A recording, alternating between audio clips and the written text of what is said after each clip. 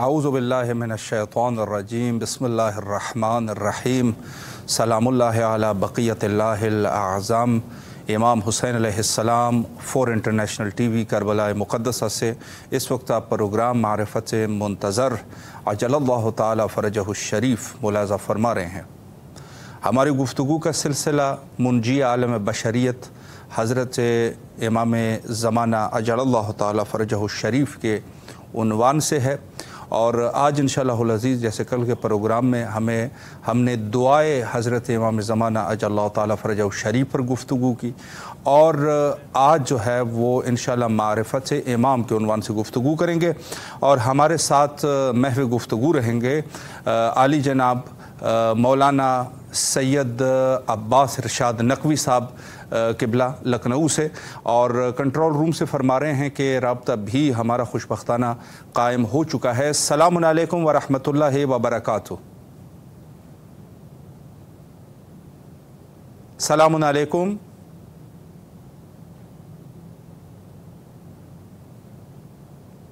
جی قبلہ آپ ہماری آواز سماعت فرما سکتے ہیں؟ جی کچھ مسئلہ ہے انٹرنیٹی، اور انشاءاللہ دوبارہ کنٹرول روم سے گزارش ہے کہ کوشش کرے کہ قبلہ کے ساتھ رابطے کو قائم کر سکے، اور انشاءاللہ اس مہم موضوع پر گفتگو کا سلسلہ ہم جاری رکھ سکے۔ معرفت امام ایک ایسا موضوع ہے کہ جو غیبت حضرت صاحب الزمان عجل اللہ تعالی فرجہ الشریف میں سب سے زیادہ علماء نے اس بحث پر توجہ دی ہے، اور بہت ساری کتابوں میں متواتر احادیث کو بھی نقل کیا، اور اس عنوان سے کہ خود ہر امام کی جو بھی زمانہ ہوتا ہے، جو بھی زمانہ ہو، اس کا ظاہر ہے کہ کوئی نہ کوئی حجت ضرور ہوتی ہے۔ حجت خدا کے بغیر کوئی زمانہ، کوئی دنیا اور کائنات کا نظام جو ہے وہ برقرار نہیں رہ سکتا۔ دوبارہ ہمارا رابطہ قبلہ کے ساتھ ہو چکا ہے۔ السلام علیکم ورحمۃ اللہ وبرکاتہ۔ السلام ورحمۃ اللہ وبرکاتہ۔ قبلہ خیریت سے ہے انشاءاللہ؟ طبیعت مزاج بخیر ہے؟ جی الحمدللہ، شکر ہے خدا کا کرم ہے، اہل بیت اطہار علیہم السلام۔ قبلہ مولا آپ کو سلامت رکھے۔ سب سے پہلے تو بندہ حقیر اور امام حسین علیہ السلام میڈیا گروپ کی پوری ٹیم نہایت ہی تہ دل سے آپ کے ممنون اور مشکور ہے کہ آپ نے قیمتی اوقات میں سے ہمیں یہ وقت دیا اور خدمت کا یہ موقع ہمیں فراہم فرمایا۔ میں چونکہ وقت جو ہے وہ ہمارا مختصر ہے تو کوشش کریں گے کہ زیادہ تر آپ کے کلام سے مستفید ہو سکے۔ معرفت امام کے عنوان سے میں پہلا سوال کرنا چاہوں گا کہ وقت کے امام حضرت بقیت اللہ الاعظم امام زمانہ عجل اللہ تعالی فرجہ الشریف کی معرفت قبلہ کیوں ضروری ہے، اس پر اگر ایک وضاحت فرمائیں۔ جناب والا، میں بھی آپ کا اور امام حسین ٹی وی کے تمام اراکین و ذمہ داران کا تہ دل سے شکریہ بھی ادا کرتا ہوں، اور آپ حضرات بارگاہ سرکار سید الشہداء بارگاہ حضرت ابوالفضل عباس علیہ السلام میں تحفہ درود و سلام پیش کرتا ہوں۔ یہ معرفت امام علیہ السلام کا موضوع اس لیے نہایت اہم ہے کہ اللہ نے جو ہدایت کا انتظام فرمایا ہے پیغمبر اسلام صلی اللہ علیہ وآلہ وسلم کے بعد، اور بڑی وضاحت کے ساتھ قرآن میں اعلان ہوا کہ بسم اللہ الرحمن الرحیم انا ہدیناہ السبیل اما شاکرا و اما کفورا، کہ ہم نے ہدایت انتظام کر دیا ہے، اب چاہے تم شاکرین میں شامل ہو چاہے کافرین میں شامل ہو۔ دیکھیں امام ہدایت کی ضرورت کا نام ہے، امام کے بغیر وہ ہدایت جو اللہ کی جانب سے ہوتی ہے ہم کو حاصل نہیں ہو سکتی، لہٰذا اگر ہمیں حقیقی ہدایت حاصل کرنا ہے تو ہمیں حقیقی امام کی معرفت حاصل کرنا لازم و واجب ہے۔ قرآن میں امام کا ذکر بڑی تفصیل کے ساتھ ہے، مگر قرآن پڑھنے والے اس بات کی گواہی دیں گے کہ قرآن میں 2 طرح کے اماموں کا ذکر ہے۔ کچھ امام وہ ہیں کہ جو لوگوں کو جہنم کی طرف بلاتے ہیں، کچھ امام وہ ہیں جو اللہ سے ہدایت کرتے ہیں۔ تو چونکہ شیطان کی طرف سے اللہ کی ہدایت کی جو سبیل ہے اس کی مخالفت میں مسلسل ایک کوشش و کاوش جاری تھی، لہٰذا اس نے آئمہ حق کے مقابلے میں آئمہ جور کو بھی نصب کیا اور آئمہ معصومین کے مقابلے میں ان کو لاتا رہا اور لوگوں کے دماغوں کو ذہنوں کو ورگلاتا رہا۔ چونکہ دنیا میں پیغمبر اسلام اس دنیا سے تشریف لے گئے تو ائمہ معصومین کے مقابلے میں جھوٹے اماموں کو پیش کیا گیا. تو اب ان جھوٹے اماموں کے درمیان امام برحق کون ہے، من اللہ امام کون ہے، یہ پہچاننا ضروری ہے. اس لیے کہ اگر ہم امام کو مانیں گے مگر وہ امام برحق نہیں ہوگا، امام من اللہ نہیں ہوگا، تو اس کو ماننے کا نتیجہ جہنم ہوگا. لہذا حصول جنت کے لیے معرفت امام برحق، وہ امام جو من اللہ امام ہے، جسے اللہ نے امام بنایا ہے، جسے اللہ نے منتخب کیا ہے، اس کو پہچاننا، اس کی معرفت حاصل کرنا ضروری ہے. چنانچہ جو دعائے معرفت ہر نماز کے بعد عام طور پہ مومنین پڑھتے ہیں، اس کے جو کلمات ہیں اس کا مختصر طور کے اوپر لب لباب یہی ہے کہ اللہ مجھے اپنے نفس کی معرفت حاصل کرا، اس لیے کہ اگر مجھے اپنے نفس کی معرفت حاصل نہیں ہوئی تو تیرے رسول کی معرفت حاصل نہیں ہوگی. اگلا فقرہ ہے کہ اگر تیرے رسول کی معرفت حاصل نہیں ہوگی تو تیری حجت کی معرفت حاصل نہیں ہوگی. اور پھر آخری فقرہ ہے کہ اپنی حجت کی معرفت عطا فرما، اس لیے کہ اگر مجھے تیری حجت یعنی امام برحق کی معرفت نہیں ہوگی تو میں دین سے گمراہ ہو جاؤں گا. یہ دعائے معرفت کی اہمیت معرفت کی دلیل ہے کہ اگر امام کی معرفت نہیں ہوگی تو انسان لا الہ الا اللہ محمد رسول اللہ کہنے کے باوجود گمراہ ہو جائے گا. بے شک بے شک.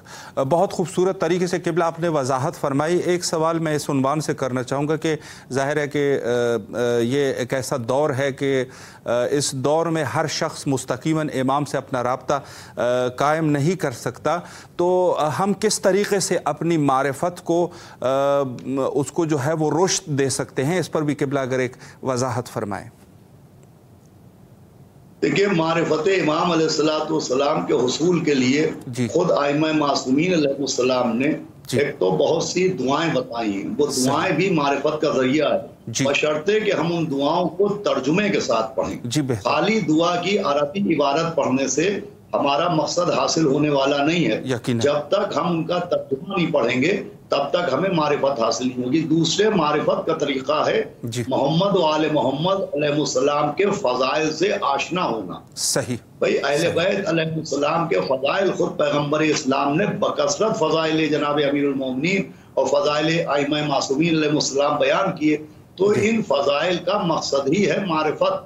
اگر آپ جائیں تو جتنے بھی آل محمد علیہ السلام کے فضائل ہمارے سامنے ہیں وہ سب ذریعہ معرفت ائمہ معصومین ہیں.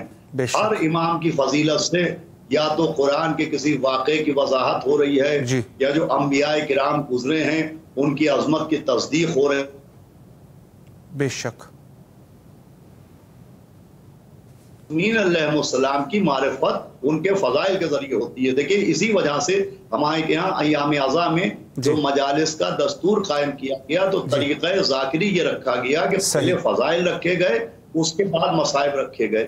یہ فضائل اس لیے رکھے گئے کہ رونے سے پہلے پہچان لو کہ کن پہ رونا ہے، گریے سے پہلے معرفت حاصل کرو کہ کن پر گریا کرنا ہے. تو میں سمجھتا ہوں کہ فضائل آل محمد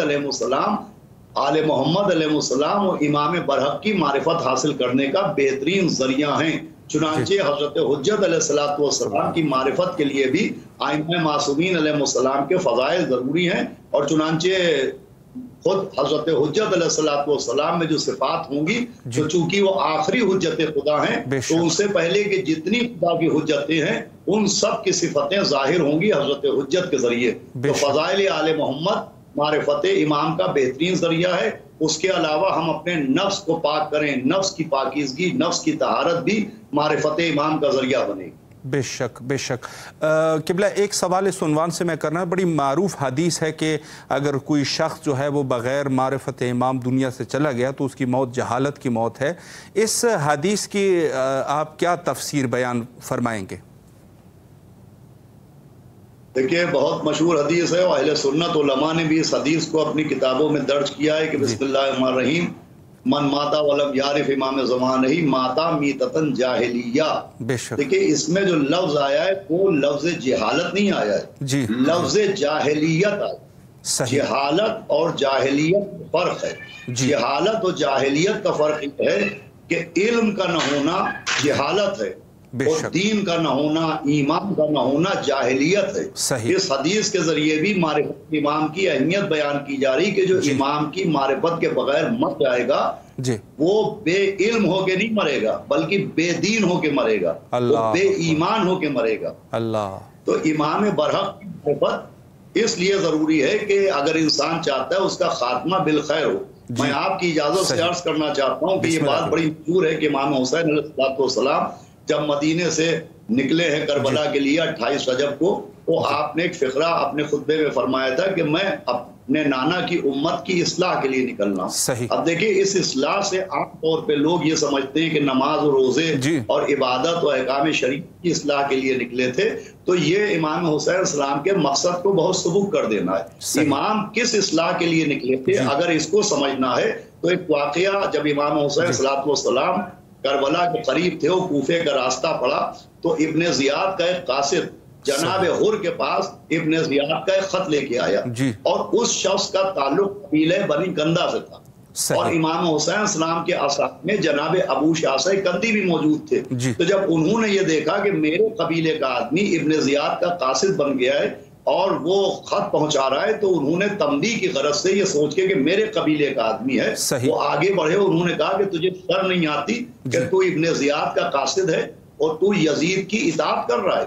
تو اس شخص نے جو جواب دیا وہ سننے کے قابل ہے۔ اس نے کہا کہ میں کچھ غلط نہیں کر رہا ہوں، میں اپنے امام کی اطاعت کر رہا ہوں۔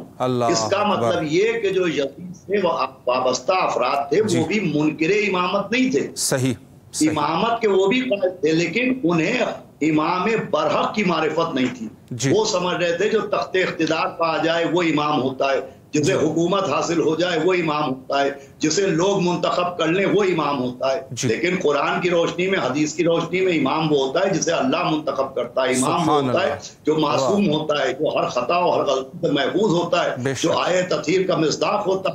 تو اس واقعے سے ہی کہ وہ بھی یزید کو اپنا امام سمجھ رہے تھے۔ تو امام حسین جو اصلاح کے لیے نکلے تھے تو اسی عقیدہ امامت کی اصلاح کے لیے نکلے تھے۔ امام صرف اپنے کو منوانے کے لیے نہیں نکلے تھے، امام برحق کو پہچانوانے کے لیے نکلے تھے کہ معرفت حاصل کرو کہ اس دور میں امام برحق کون ہے۔ سارا مسئلہ جو کربلا کی جنگ ہوئی ہے وہ عرفان امامت کے لیے ہوئی ہے۔ امام علیہ السلام امام برحق کی معرفت لوگوں کو کرائی ہو، یہی وجہ ہے کہ جو جناب حر ادھر سے ادھر آئے ہیں تو ان کے عقیدے میں جو اصلاح ہوئی تھی، تو کس عقیدے کی اصلاح ہوئی تھی؟ پہلے وہ بھی یزید کی اطاعت کرتے تھے، یعنی عملی طور پر وہ بھی یزید کو امام مان رہے تھے، مگر عاشور کی صبح انہوں نے پہچان لیا کہ امام برحق امام حسین ہیں۔ امام حسین کی بھی اصلاح کا مطلب تھا معرفت امام۔ دیکھیں دو گواہیاں چاہیے، دونوں گواہیاں موجود ہیں۔ پہلی گواہی جناب حر کے ذریعے ملی کہ حر نے بھی بتا دیا کہ مجھے معرفت امام ہو گئی، اور دوسری گواہی خود یزید کے بیٹے سے ملی ہے۔ یزید کے بیٹے نے اپنے باپ کے اوپر لات مار کے بتایا کہ مجھے بھی امام برحق کی معرفت ہو گئی ہے۔ تو یہ جو امام حسین السلام اصلاح کے لیے نکلے تو اسی عقیدہ امامت کی اصلاح کے لیے اور معرفت امام کے لیے کہ امام کو پہچانو، امام برحق وہ ہوتا ہے جسے اللہ منتخب کرتا ہے، جو قرآن کی چلتی تصویر ہوتا ہے، جو معصوم ہوتا ہے، جو ولی مطلق ہوتا ہے، جو ولایت تکوینیہ کا مالک ہوتا ہے، وہ امام برحق ہوتا ہے۔ بے شک بے شک قبلہ، بہت خوبصورتی سے آپ نے وضاحت فرمائی عقیدہ امامت کے عنوان سے، اور اس میں جو ہے بہت سارے احادیث اور ہمارے پاس حتیٰ آیات قرآنی کہ رسول اللہ کے بعد جو ہدایت کا تمرکز ہمارا ہونا چاہیے، مرکزیت جو ہے وہ اطرت ہے۔ تو کیسے آپ کیا سمجھتے ہیں قبلہ کہ ایسے کیا وجوہات بنے کہ لوگوں نے اطرت کو چھوڑ کے دوسری جگہ اپنی ہدایت تلاش کرنے کی کوشش کی؟ اس پر قبلہ اگر ایک وضاحت ہو جائے۔ دیکھیے وجہ وہی بہت پرانی ہے، وجہ پرانی ہے۔ جب اللہ نے جناب آدم کے سجدے کا حکم دیا تو سارے فرشتوں نے سجدہ کیا، لیکن ابلیس نے انکار کیا۔ تو ابلیس کے انکار کا جو سبب تھا وہی ائمہ معصومین کی امامت کے انکار کا سبب ہے۔ اس نے بھی اپنی خواہش کی پیروی کی ہے۔ دیکھیے قرآن نے مسلسل گمراہی کی جو سب سے بڑی وجہ بیان کی ہے وہ پیروی خواہشات ہے۔ پیروی خواہشات کا مطلب یہ نہ دیکھا جائے کہ قرآن کیا کہہ رہا ہے، اللہ کیا کہہ رہا ہے، نبی کیا کہہ رہے ہیں، یہ دیکھا جائے کہ ہمارا دل کیا کہہ رہا ہے۔ اچھا اب خود سقیفہ کا جب واقعہ نمودار ہوا تو عبداللہ ابن عباس میں خلیفہ دوم میں ایک مناظرہ ہوا تھا جو تاریخ طبری میں اور دیگر اہل سنت کی کتابوں میں موجود ہے. اس کا لب لباب یہ ہے کہ عبداللہ ابن عباس سے کہا گیا کہ ہم کو معلوم ہے کہ تم بنی ہاشم ہم سے ناراض رہتے ہو اور ناراض اس لیے رہتے ہو کہ ہم نے تمہارے چچا زاد بھائی علی کو خلیفہ نہیں بنایا اور نہیں مانا. تو اس کا سبب یہ ہے کہ ہم کو بھی معلوم ہے کہ یہ حق امیر المومنین علیہ السلام کا ہے، جناب مولا علی علیہ السلام کا ہے، لیکن عرب نہیں چاہتے ہیں کہ جس گھر میں نبوت رہی ہو اسی گھر میں امامت رہے. عرب نہیں چاہتے ہیں. اب دیکھیے عربوں کا نہ چاہنا کسی کا نام خواہش ہے. اس کا مطلب جس طریقے سے ابلیس نے جناب آدم کے سجدے کا انکار اپنی خواہش کی وجہ سے کیا ہے، ویسے ہی مولا علی و ائمہ معصومین کا بھی دامن جو چھوڑا گیا ہے وہ پیروی قرآن نہیں کی گئی ہے، پیروی خواہشات کی گئی ہے. قرآن بار بار کہہ رہا ہے کہ خواہشوں کی پیروی نہ کرو. یہ خواہشات کی پیروی گمراہی کا سبب بنتی ہے اور یہ خواہشات کی پیروی تھی. اس کے علاوہ مولا علی اور ائمہ معصومین علیہ السلام کی مودت کے لیے، محبت کے لیے اور دیگر بھی شرائط ہیں، جن شرائط میں ایک بہت بڑی شرط ہے حلال زادہ ہونا. پیغمبر اسلام کی حدیثوں سے واضح ہوتا ہے. تو کچھ اسباب ظاہری ہیں، ظاہری اسباب ہے خواہشوں کی پیروی، اور باطنی اسباب میں صحیح النسب نہ ہونا، صحیح النسل نہ ہونا، یہ بھی سبب ہے آل محمد علیہ السلام کی دشمنی کا. بے شک بے شک. آخر میں قبلہ ایک سوال یہ میں کرنا چاہوں گا اور آخری سوال میرا ہوگا کہ غیبت امام زمانہ عجل اللہ تعالیٰ فرجہ الشریف میں ہماری کیا ذمہ داریاں ہیں، اس پر بھی اگر ایک مختصر وضاحت فرمائیں. دیکھیے غیبت حضرت قائم آل محمد علیہ السلام میں ہماری سب سے بڑی ذمہ داری تو یہ ہوتی ہے کہ ہم عقیدہ امامت کو پختہ سے پختہ تر کریں. صحیح. اس لیے کہ قرآن بار بار اس بات کا اعلان کر رہا ہے کہ امتحان ہوگا، مومنوں کا امتحان ہوگا، یعنی ایمان کا خالی اقرار نہیں مانا جائے گا، امتحان ہوگا. اور حدیثیں اس بات کی دلیل ہیں، خود واقعات اس بات کا ثبوت ہیں کہ جتنے بھی مومنوں کے امتحان ہوئے ہیں وہ مولا علی کی ولایت کے ذریعے، ائمہ معصومین کی امامت کے ذریعے. تو پہلی ذمہ داری تو یہ ہے کہ ہم اپنے عقیدہ امامت کو پختہ کریں، اس میں جو شک و شبہات پیدا کیے جا رہے ہیں ان سے اپنے دامن کو بچائیں، شیطانی وسواس سے اپنے کو محفوظ رکھیں. دوسری، خود ائمہ معصومین علیہ السلام نے جو حضرت حجت علیہ السلام کے غیبت کے دور میں ہم کو حکم دیا، اس حکم میں سب سے بڑا حکم ہے انتظار. انتظار صرف ایک لفظ نہیں بلکہ اگر اس انتظار میں واقعی ہم عملی طور کے اوپر امام کا انتظار کریں اور یہ ہماری ذمہ داری ہے کہ ہم امام کا انتظار کرتے رہیں، تو خود انتظار کے ذریعے ہمارے کردار میں بہت سی تبدیلیاں آ سکتی ہیں، ہمارے اعمال میں بڑی تبدیلیاں آ سکتی ہیں. بھائی اگر ہم کسی عالم دین کا اپنے گھر پہ بیٹھے ہوئے انتظار کر رہے ہیں تو ظاہر سی بات ہے ہم آدمی، ایک عالم دین اگر ہمارا آنے والا ہے تو ہم جب یقین رکھیں گے کہ وہ آ رہا ہے تو ہم اپنے لباس کو بھی درست رکھیں گے، ہم اپنے مکان کو بھی درست رکھیں گے، حتیٰ کہ ہم اپنے گھر کے سامنے کی گلی کو بھی صاف رکھیں گے کہ فلاں عالم دین آنے والے ہیں. تو اگر امام کے انتظار پر ہم عملی طور کے اوپر قائم رہیں اور باقی رہیں تو خود ہمارے کردار میں، ہمارے اعمال میں، ہمارے نفس کی پاکیزگی میں بہت سی تبدیلیاں آ سکتی ہیں. اور اس کے علاوہ پھر میں آخر میں ایک بات عرض کروں گا کہ دیکھیے آل محمد علیہ السلام کے فضائل سے، عزائے سرکار سید الشہداء سے وابستگی بہت ضروری ہے، اس لیے کہ حضرت حجت علیہ السلام کا انشاءاللہ ظہور تب ہوگا جب خدا کا حکم ہوگا. لیکن ان سے ملاقات کے راستوں میں بہترین راستہ امام حسین علیہ السلام کی عزاداری ہے، اس لیے کہ روایات سے بھی اور بہت سے واقعات سے بھی یہ ثابت ہے کہ حضرت حجت علیہ السلام خود عزائے امام میں شرکت کرتے ہیں. لہٰذا ہم اگر امام سے وابستہ رہنا چاہتے ہیں تو دور غیبت میں ہماری ذمہ داری ہے کہ ہر وہ مقام، ہر وہ بات جس سے حضرت حجت علیہ السلام کی قربت حاصل ہو سکتی ہے ہم اس سے وابستہ رہیں. قربت حضرت حجت کے لیے بہترین ذریعہ عزائے سرکار سید الشہداء ہے. بے شک بے شک قبلہ اللہ آپ کی توفیقات خیر میں اضافہ فرمائے، اور ایک دفعہ پھر بھی نہایت ہی تہ دل سے آپ کے ممنون اور مشکور ہے کہ آپ تشریف لائے اور نہایت ہی مہم نکات پہ اشارہ فرمایا۔ آپ سے قبلہ التماس سے دعا کرتے ہیں، اور کسی اور وقت پر بھی انشاءاللہ میں مومنین کے لیے کوشش کروں گا کہ انشاءاللہ آپ سے وقت یہی دعا کروں گا اور یہی گزارش کروں گا کہ آپ ایک ایسی مقدس زمین کے اوپر بیٹھے ہیں، بلکہ خطہ جنت میں بیٹھے ہوئے ہیں۔ سب سے بڑی آپ سے گزارش یہی ہے کہ یہ آپ کا اور امام حسین ٹی وی کے جتنے ذمہ داران ہیں ان سب کا احسان عظیم ہوگا کہ میرے لیے، میرے بچوں کے لیے، میرے اہل خاندان کے لیے بھی دعا کریں کہ ہم جلد از جلد شرف زیارت حضرت ابا عبداللہ سے مشرف ہوں، اور ہماری طرف سے حضرت ابا عبداللہ اور حضرت ابو الفضل عباس علیہ السلام کی خدمت میں لاکھوں درود و سلام پیش کر دیجیے گا، اور ہماری طرف سے کہیے گا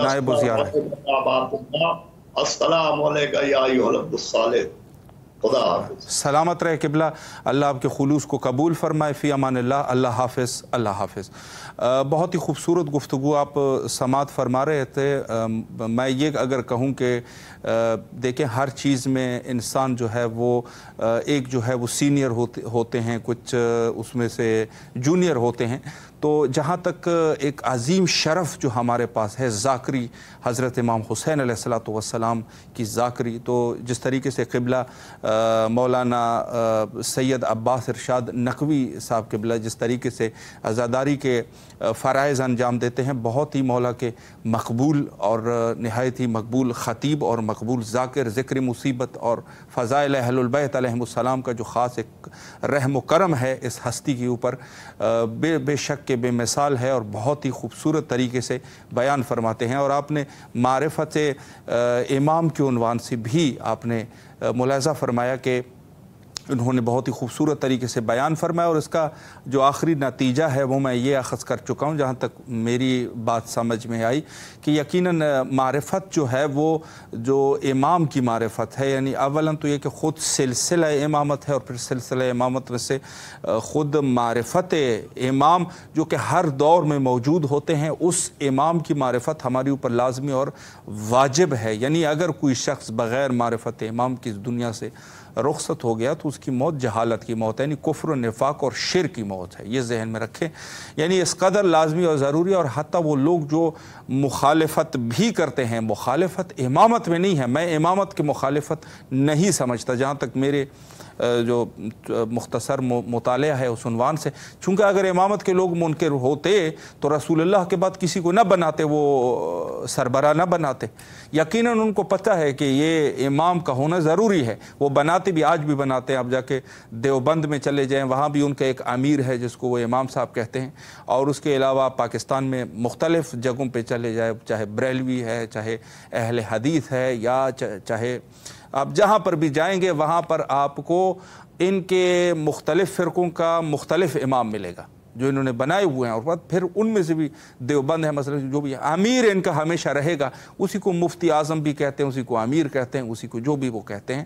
لیکن مسئلہ یہ ہے کہ امامت کا کوئی شخص منکر نہیں ہے، شخص سے امامت کے لوگ منکر ہے، اور لیکن الحمدللہ ہم نے جن کو ہم امام ہم بناتے نہیں ہیں، ہم جو امام اللہ نے ہمیں دیا ہے اور ہم جو ان کے امامت کے قائل ہے، وہ ایک ایسے امام ہے کہ جو منصوص و منصوب من اللہ امام ہے، حضرت بقیت اللہ الاعظم امام زمان عجل اللہ تعالیٰ فرجہ الشریف، اور اللہ کے اور رسول کے خلیفہ حضرت امام زمانہ عجل اللہ تعالیٰ فرجہ الشریف، اور اسی کی ہم منتظر ہے انشاءاللہ العزیز۔ وہ دن دور نہیں کہ حضرت تشریف لے آئیں گے اور ہم سب انشاءاللہ حضرت کے لشکر میں ان کی خدمت میں ہوں گے، اور وقت بھی تقریباً ہمارا انتہا پر پہنچ چکا ہے۔ اور آخر میں جیسے آپ جانتے ہیں کہ دعا ہوتی ہے حجت خدا کے ظہور کے لیے، آپ سے بھی گزارش ہے کہ حضرت کے ظہور کے لیے اور حضرت کے سلامتی کے لیے دعا کریں۔ آئے مل کے دعا کرتے ہیں، اللہم عجل لولیک الفرج۔